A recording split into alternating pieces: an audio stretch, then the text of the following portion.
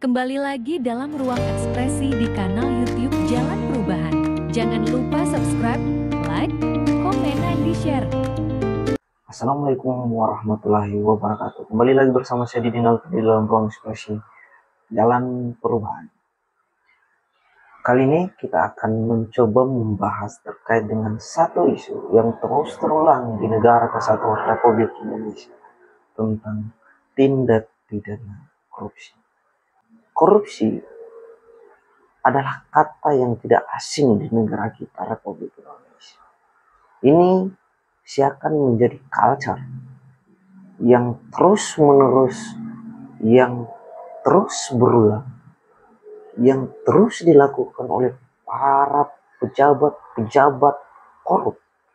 Bukan hanya pada pejabat-pejabat saja, tetapi perusahaan-perusahaan yang menampung korporat-korporat itu juga ikut melakukan tindak pidana korupsi.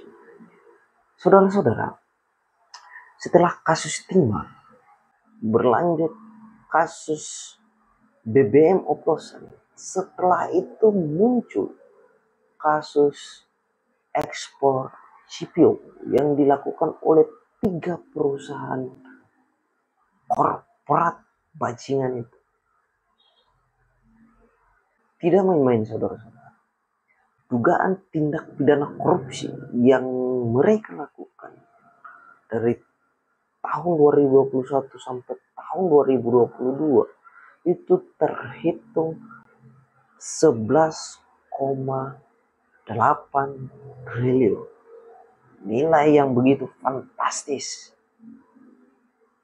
Jika uang itu disusun rapi, disambungkan satu persatu dari Jakarta itu sampai ke kampung halaman saya.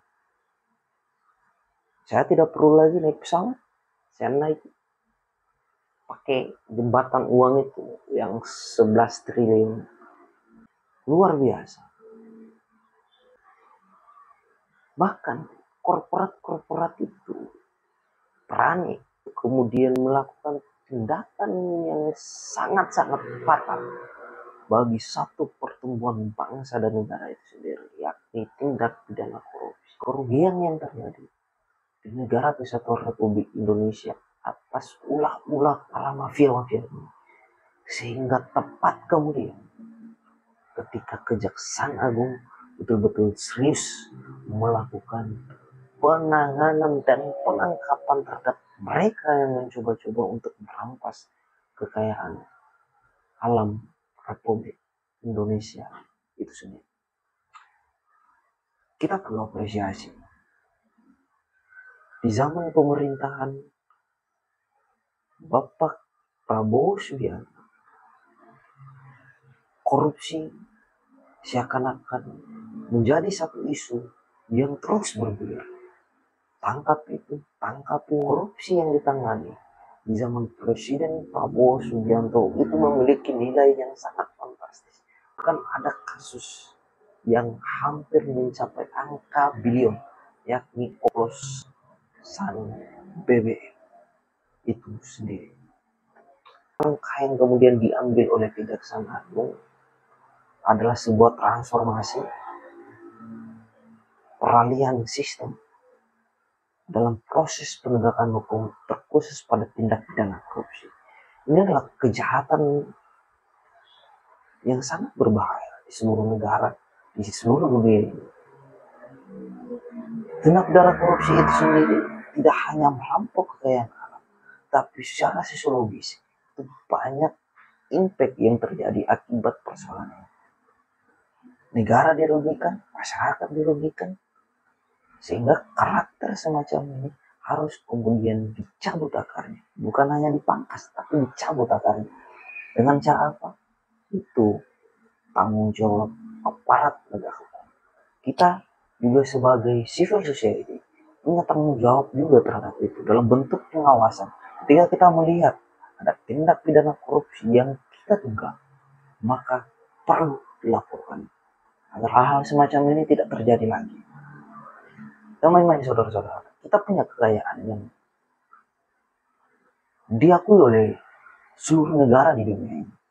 Indonesia memiliki emas, Indonesia memiliki cadangan nikel, batu bara, minyak, gas, semua kekayaan alam yang ada di dunia ini hampir semua dimiliki oleh Indonesia.